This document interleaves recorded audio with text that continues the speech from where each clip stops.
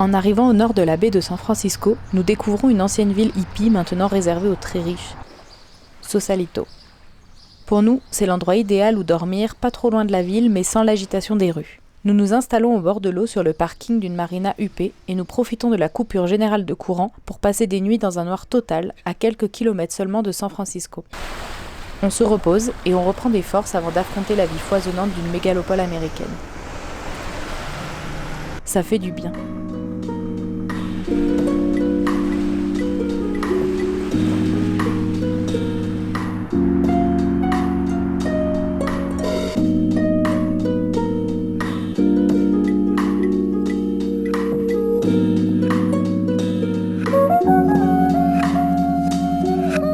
Pendant ces quelques jours hors de la ville, nous découvrons les collines environnantes et retrouvons au milieu des villas et des maisons sur pilotis les animaux marins que nous avions adoré voir à Point Reyes.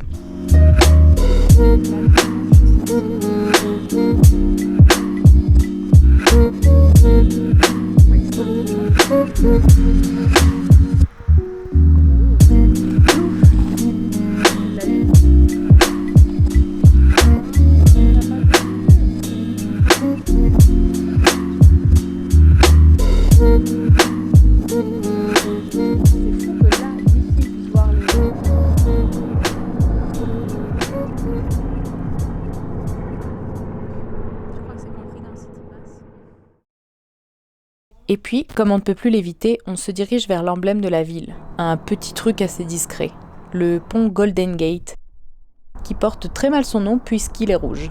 À moins que ça n'ait à voir avec les couchers de soleil incroyables qui chaque jour semblent peindre la baie en or.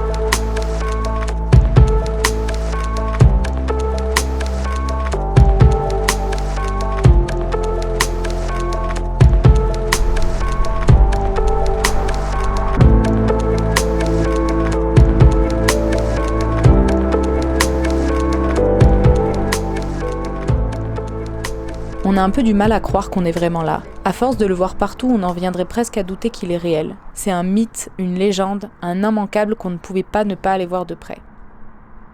Bien sûr, nous ne sommes pas les seuls à avoir eu cette idée. Il y a du monde, mais pas autant que ce qu'on pensait. Heureusement pour nous. Il y a juste ce qu'il faut de personnes pour qu'on puisse les oublier par moments, ou au contraire profiter du spectacle.